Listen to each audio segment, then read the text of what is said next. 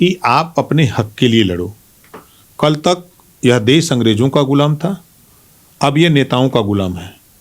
नेताओं ने जातियों के नेता पार्टियों में स्थापित होकर के जातियों को गुलाम बना करके रखे हुए हैं। यहाँ जो बेसिक फोन है लगा हुआ, उस पर तमाम गाली गुप्ता देना, धमकी देना कि अब हमारी ज़बान नहीं, अब हमारी बंदूकें बोलेंगी, हम बर्बाद कर देंगे, कार्यालय को ख़त्म कर देंगे, यहाँ से कोई रहेगा ही नहीं, कार्यालय उड़ा देंगे। तो अमूमन भाई लोग आते हैं जाते हैं, कोई बहुत नहीं रुचि थी, लेकिन कल फिर वही गाड़ी से वो लोग आए, 4 लोग उतर करके पूरा फ़ोटो खींचना, घूम घूम करके फ़ोटो खींचना, तो इनको गाली गुप्ता देना, धमकी देना कि तुम जो कर रहे हो वही करो, जल्दी पता लग जाएगा तुम लोगों को, यह न रहेगी बांस न बाजेगी बंसुरी, तुम लोग बहुत बोल रहे हो। तो जब ये मोबाइल निकाले अपना इनका फ़ोटो खींचने के लिए, तो वो लोग इनको धमकाते हुए अपना चले गए। हम लोगों की पार्टी की बढ़ती हुई लोकप्रियता से समाजवादी पार्टी के सबसे ज़्यादा लोग मर्माहत हैं। सुबह सपा के ओपी राजभर जी को धमकी भरी कॉल आई है। इस मामले को लेकर के कंप्लेन भी दी गई है। आखिर क्या पूरी घटना है, क्या पूरा मामला है, कहाँ कहाँ कंप्लेन दी गई, ज़्यादा जानकारी के लिए हमारे साथ ओपी राजभर जी मौजूद है। सर, जो धमकी दी गई है और जो एक बात कही जा रही थी कि कुछ लोग आए थे फोटो खींच रहे थे, ये जो आरोप है, ये पूरी क्या घटना रही है? कि भारतीय समाज पार्टी की बढ़ती हुई लोकप्रियता और जो आज़ादी के 75 साल में पिछड़े, दलित, वंचित समाज के हक की बात टीवी डिबेट हो या रैली हो, सभा हो, पार्टी नेताओं द्वारा जनता के बीच में जो कही जा रही है, उससे पार्टी के साथ लोगों का जुड़ाव बड़ी तेजी से बढ़ रहा है। इससे ज़्यादा परेशान समाजवादी पार्टी के लोग हैं। सैकड़ों बेसिक फ़ोन पर, हमारे मोबाइल नंबर पर, अरुण राजभर के नंबर पे, अरविंद राजभर के यहाँ, धर्म प्रकाश चौधरी के नंबर पे, यहाँ जो बेसिक फ़ोन है लगा हुआ, उस पर तमाम गाली गुप्ता देना, धमकी देना कि अब हमारी ज़बान नहीं, अब हमारी बंदूकें बोलेंगी, हम बर्बाद कर देंगे, कार्यालय को ख़त्म कर देंगे, यहाँ से कोई रहेगा ही नहीं, कार्यालय उड़ा देंगे। इस तरह की तमाम धमकियाँ, चाहे वो हमारे ट्विटर पे लिख रहे हैं, खुद लिख रहे हैं ट्विटर पर, और व्हाट्सएप कर रहे हैं, व्हाट्सएप लिख रहे हैं, भेज रहे हैं, मोबाइल पे जिस तरह कर रहे हैं, तो ये साफ जाहिर हो रहा है कि हम लोगों की पार्टी की बढ़ती हुई लोकप्रियता से समाजवादी पार्टी के सबसे ज़्यादा लोग मर्माहत हैं। तो यही लोग अपना काम खंपाने हुए हैं। तो क्या लगता है ये जो धमकी भरी कॉलें आई हैं, ये सपा के द्वारा ही की गई हैं? अब जो वो लोग हमारे पेज पर जो लिख रहे हैं, जो हमारे ट्विटर पे लिख रहे हैं, तो उसमें साफ लिख रहे हैं समाजवादी पार्टी। जब ये कह रहे हैं कि समाजवादी पार्टी के मुखिया अखिलेश यादव के विषय में कुछ न बोलो, समाजवादी पार्टी के खिलाफ मत बोलो, समाजवादी पार्टी का नाम लेना बंद कर दो, तो ये कौन? ये बीजेपी के लोग तो नहीं कर सकते, कांग्रेस बसपा के लोग तो नहीं कर सकते। अगर ये लोग हैं तो ये जांच का विषय है, जांच कर लें। जिस तरह का उन्होंने लिखा है, भेजा है, वो सारी चीज़ें हमने गृह मंत्री भारत सरकार को, प्रमुख सचिव गृह उत्तर प्रदेश, माननीय मुख्यमंत्री उत्तर प्रदेश और आयुक्त लखनऊ और पुलिस अधीक्षक बलिया, मतलब सबको हम लोगों ने रजिस्टर्ड डाक से भी भेज दिया। और हजरतगंज थाने में परसों की घटना है, यहाँ एक गाड़ी से 4 लोग आए, यहाँ घूमे टहरे, सब देखे ताके देख ताक करके। तो अमूमन भाई लोग आते हैं जाते हैं, कोई बहुत नहीं रुचि थी, लेकिन कल फिर वही गाड़ी से वो लोग आए, 4 लोग उतर करके पूरा फ़ोटो खींचना, घूम घूम करके फ़ोटो खींचना। तो कल जब धर्म प्रकाश चौधरी ने पूछा कि भाई फ़ोटो क्यों खींच रहे हो, तो इनको गाली गुप्ता देना, धमकी देना कि तुम जो कर रहे हो वही करो, जल्दी पता लग जाएगा तुम लोगों को, यह न रहेगी बांस न बाजेगी बंसुरी, तुम लोग बहुत बोल रहे हो।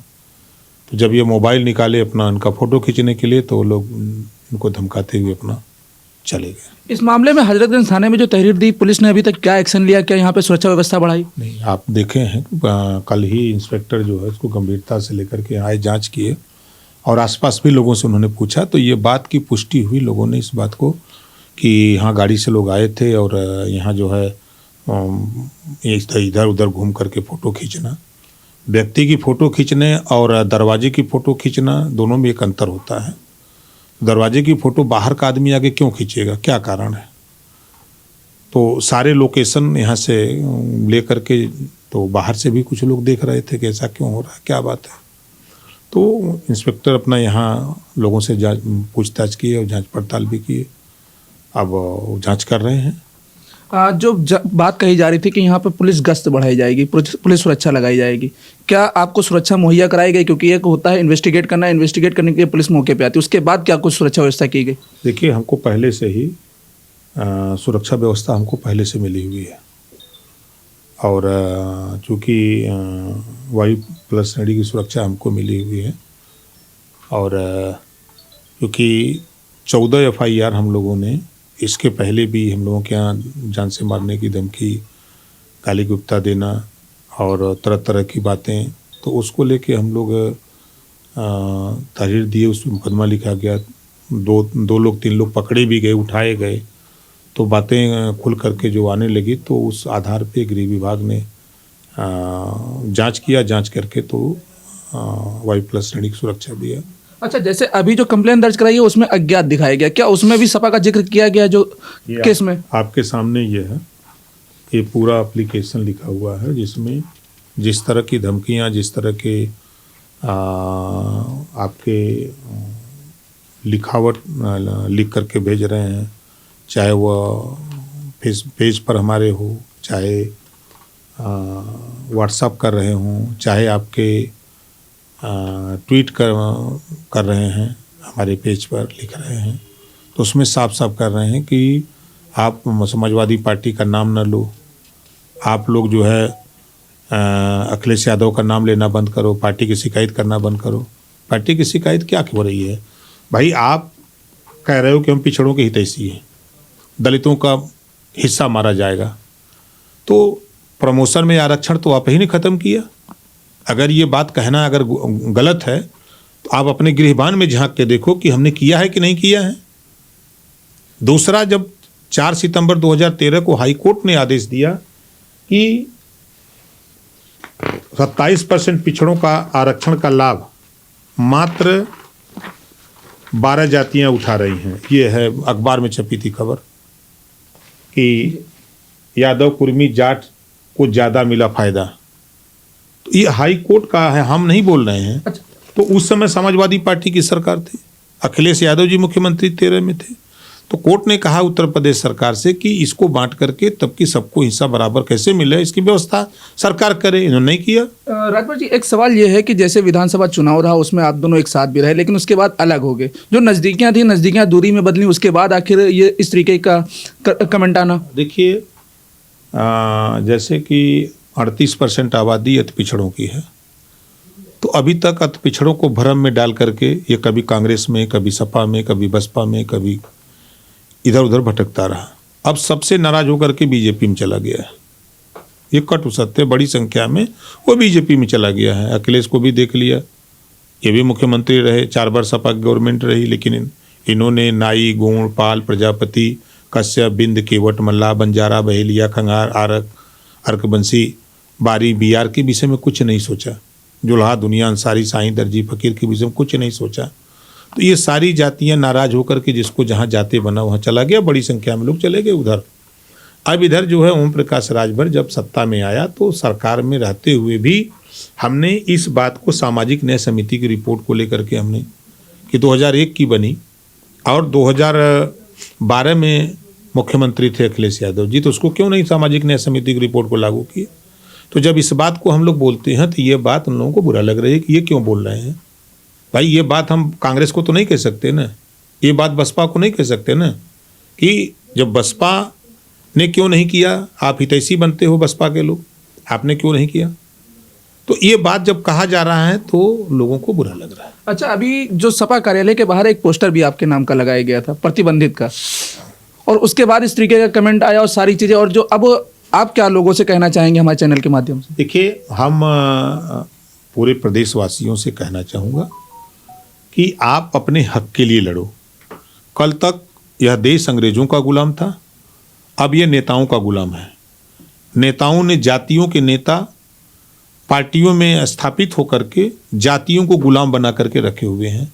कोई भी पार्टी का नेता अपनी कम्युनिटी के हक के लिए अपनी पार्टी में नहीं बोलता, ये इतिहास है। हम 5.25 साल से हम सदन में हैं। जब घरेलू बिजली का बिल माफ़ी के सवाल पे हम बोलते हैं, एक समान अनिवार्य फ्री शिक्षा पे बोलते हैं, गरीबों को इलाज फ्री की बात बोलते हैं, हम जब जातिवाद जनगणना के सवाल पे खड़ा होते हैं तो कोई साथ नहीं देता, सब अलग अलग मुस्कराते हैं।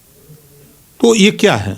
तो ये जो नेताओं ने जातियों को गुलाम बना लिया है, हम उस गुलामी से छुटकारा दिलाना चाहते हैं कि आप शिक्षा के लिए लड़ो, स्वास्थ्य के लिए लड़ो, रोजगार के लिए लड़ो, नौकरी के लिए लड़ो। आप रोटी, कपड़ा, मकान, शिक्षा, दवाई, यही गरीब कमजोर को चाहिए। इसके लिए आप लड़ो। यही हमारी प्रदेशवासियों से अपील है कि आप अपने हक के लिए लड़ो, किसी नेता के चक्कर में न रहो। नेता आप देख चुके हो, चाहे सपा की सरकार रही हो, बसपा की सरकार रही हो, कांग्रेस की सरकार रही हो, भाजपा की सरकार रही हो, है, सबको आप देख रहे हो। इस नाते आप अपने नेताओं के चक्कर में न पड़ के अपने हक के लिए लड़ो। धन्यवाद बात करने के लिए। तो जिस तरीके से जो धमकी भरी कॉल आई थी, इस मामले को लेकर के ओपी राजभर जी से बात भी की गई, उन्होंने कई मुद्दों पर बात भी की और लोगों से एक अपील भी की है। वीडियो जर्नलिस्ट मिराज खान के साथ मोहम्मद कलीम, #भारत न्यूज़ लखनऊ।